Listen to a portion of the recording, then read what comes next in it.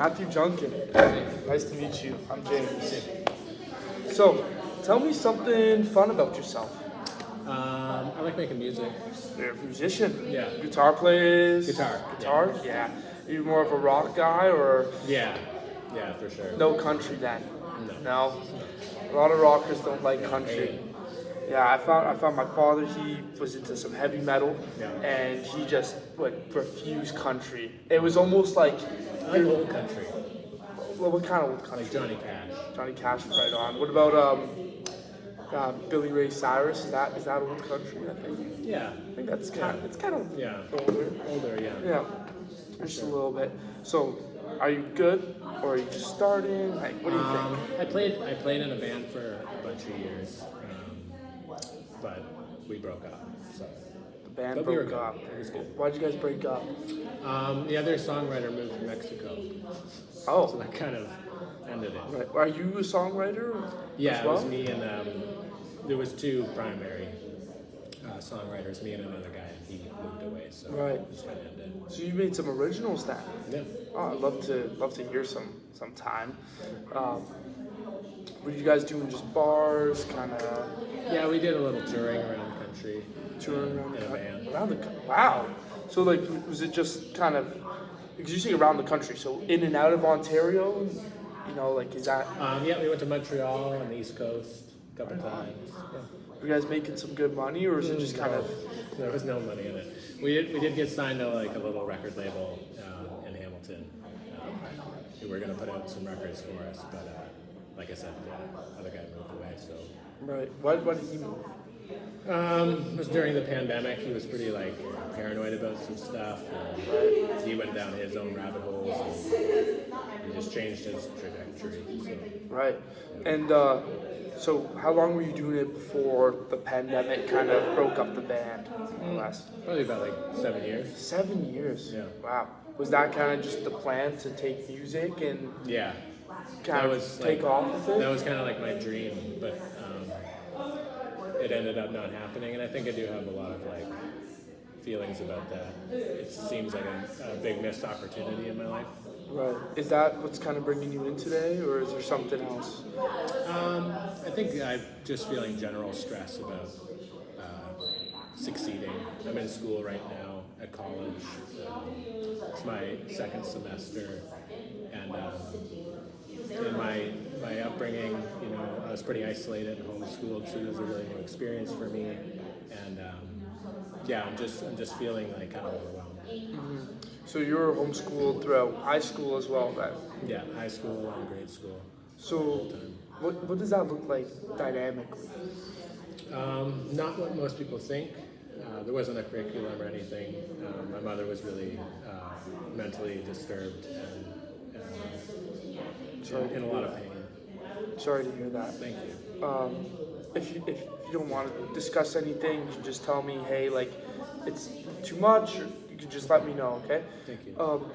But your mother being mentally disturbed, was there kind of a diagnosis or something like that? No, she didn't really trust the medical system, so she didn't. She never was diagnosed because she wouldn't take the initiative to figure it out. Sorry about that. It must kind of like I can only imagine that, you know, it's there's a lot of emotion. Mm-hmm. Yeah, for sure. For lack of better words, right? So with your mother, then, did she work while you guys were homeschooled? And how did your father kind of take play? Well, my parents split up when I was 9, and my mother was too sick to work a job, so my eldest brother ended up working in a factory to support the whole family. So was he like maybe 18 at that time when your parents split up? Yeah. Something like that, because I think factory workers, it's minimum 16 or 17. Yeah. Wow. So you got one older brother. Any other siblings? I have 2 older brothers and 2 older sisters. I'm the baby. You're the baby. Wow. So how's it like living with sisters? It was good. I love my sisters. They're cool. It was a pretty cramped household, though. Like, none of us really had much personal space. Right. Was it a townhouse, condo? It was an apartment. An apartment. It There's like a not, 2-bedroom apartment. wow, that is cramped. So I assume you and your brothers one room, and then the girls in one room. Yeah. Typically gender roles, how Yeah. they mush them together. So, yeah, sorry to hear about your mom and your dad, man. How's your parents today? Are they? Well, my mother passed when I was 19, and I'm not in touch with my father. Sorry to hear about that. Did you? When's the last time you spoke to your father? Well, my eldest brother, the one that worked in the factory, had a daughter 6 years ago. And he reached out to our father when she was born because he wanted him to at least have the chance to meet his granddaughter. Right. So I went and visited him then, but nothing really came of it. Like we didn't really keep in touch. Right. So you're an uncle. Yeah, On the brighter side, for sure. how's that? Are you an active uncle, or is it more Yeah. distant? I Kind like of going to movies with her, hanging out, doing crafts. awesome. It's important for me to, be a part of her life. So, are you living by yourself, or you got maybe a girlfriend, anything like that? Maybe a partner? I do have a partner. She's a nurse, and she's an agency nurse, so she works for herself. And she takes contracts at different hospitals, so she's away a lot of the time. So I spend a lot of my time alone. Oh wow. So for me, it seems like you're stressed about school, as you brought up earlier, and you've kind of had a history of isolation and maybe some heartbreak and hard emotions regarding people abandoning you in your life. Is that kind of ring any bells, or do you Yeah, think for I'm sure. off? No, yeah. It's like you have the band breakup, the father. Sorry about that, and your mother passed away. Sorry to hear that as well. It just maybe it's that I think so, for sure. I feel like there's been a pattern of loss. So, what do you think is the way to kind of break that? And obviously, these are catastrophes out of your control, which is the worst of it.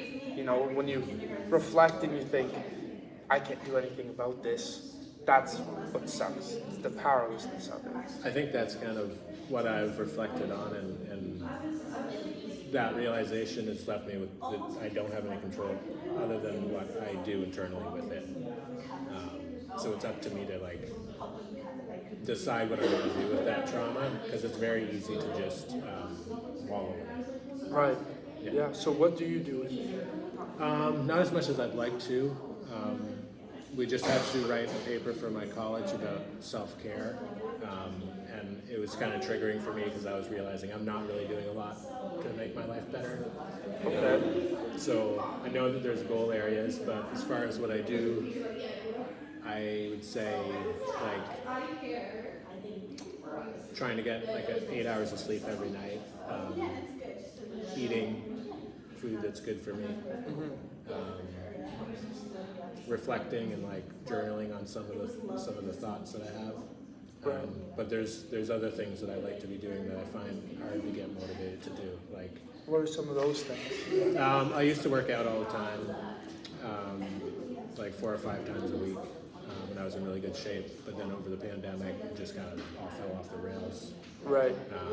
So I would like to have the motivation to be more active and exercise and maybe respect my body a little bit more. So it sounds like there might be maybe a lack of self-respect. I take it that you do respect yourself a lot, but it's more or less that you're putting aside these things that would correlate with respecting yourself more than you currently do. Yeah, I feel like my desires and my actions don't align. Right. I don't. I find myself saying oh, I'm active. I find myself saying that I am the things that I want to be, but I Right. actually haven't put in the work to be those things. Right. So what's the first step you working towards those things? I don't know. You don't know. So maybe looking at baby steps. You said you used to work out a bunch. and then the pandemic put that to a halt. How did you maybe start working out and kind of mirror that? Right. Um, it came at a time in my life where like I wanted to change things, and it was kind of at a point where I was frustrated with so many things in my life that I kind of just like, I don't know if this applies to this kind of idea, but like went cold turkey. Like I just jumped into it. I just Right. jumped in the fire. So I wasn't really thinking about it. But now I think over the last few years I've become like isolated again, like I used to be. Right. And so it's been hard to break out of it. So, what do you think will happen if you jump in cold turkey? I think I'm afraid of becoming the better person. Oh, Because really? that's scary. Like Wow. there's a comfort maybe a little bit in The now? yeah.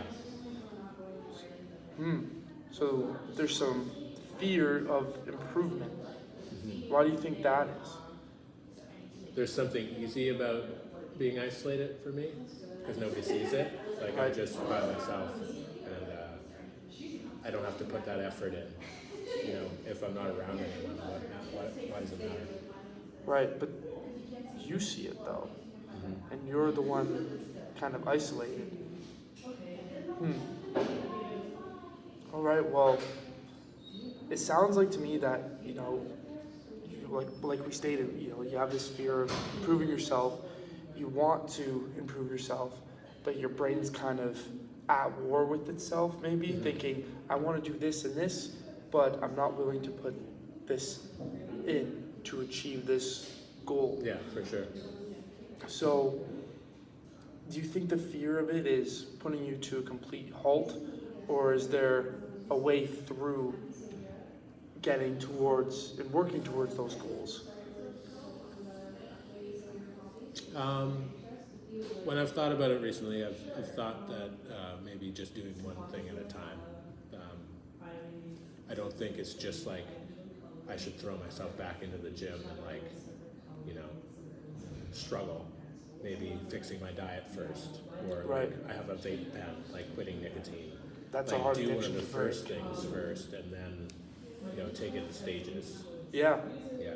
Well, what's the phrase I've heard? It's something like it's something like more responsibility makes more of a person. It's some I can't remember the exact wording, but what it means is, the more you do and take on, the more you can do. So I think you hit it right on the nose when you said, I got to do one thing first. Maybe the first thing is the vape pen to go. That I would do some research on the most efficient ways, because from what I've conducted in my studies, that quitting nicotine is a very hard journey in itself, and it's good to have support beams. Do you want to quit it, or is it kind of just like, I know it's a bad thing for my health and meh? No, I want to. But like I said before, there's different parts of my personality. One part is very anxious and just uses it to not feel anxious. So that part of me doesn't want to. It's holding onto it tight. But Like my a safety bigger, net, my right? bigger self, like a safety net. But my bigger self wants to get rid of it. Doesn't want it to be a part of like my life. What do you mean by your bigger self? Yeah. So I guess I kind of see myself in parts, and there's one internal part that like is like my center or like my spirit, and then there's other things that work within myself that have not like different motivations. Like they are me too. Like it's all me, but there's other like personalities that like like the one that wants to like smoke.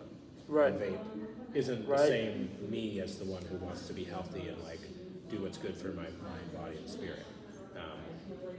Yeah. Right. So your body and spirit, right? What is something you do to practice, maintain your spirit? Because that's a whole other domain in itself, right? That one's a hard one for me because I've been trying to figure that out for a long time, what my spirituality is. because I have a lot of religious trauma from my mother being like Christian, and that being a lot of the reasons why she subjugated us. Sorry about that. Yeah, and it's just confusing for me to separate sometimes religion from spirituality, but that's a journey that I'm on, and I think it's usually for me it comes to something about like being in nature, being around animals, being around people that I love, and that kind of energy that connection makes is kind of God to me. Right. Like it's in all of us, and it's celebrated when we're doing what's right by each other. Yeah. I think from what it sounds like to me is, taking religion out of spirituality, it's more or less like your soul and the connection to that. Like you said, like playing with a dog, right? Or hanging out with your niece, right? You said your brother had a daughter. For sure. Like that is fuel for your soul, Yeah. right? What about music? Do you think you'll get back into that? So I struggled with it for a really long time because I missed it so much, and it was traumatic for me to like even think about trying to do it again or go through all that effort. But I've recently started making little songs on my iPad because I have like GarageBand on there. Okay. And it's been like it's a very small version of what I used to do. Yep. But it's given me something to kind of like, I can just do this for fun. Like I don't have to prove myself with it. Yeah, it doesn't have to be a whole. Like an album and like. Yeah, it doesn't have to be a band. Yeah. Performing. Yeah, I You can can just have fun with it. Yeah, do what's right for you. Yeah. 100%. Well, I think we've had a very insightful conversation. Do you think maybe you'd want to, talk again? What time did you come here? You came here at 10:30. Same time next Monday. Yeah, I'd love that, man. 10:30. All right, I'll book you in and I'll see you out. It was very nice meeting you, though. Thank you, James. No problem.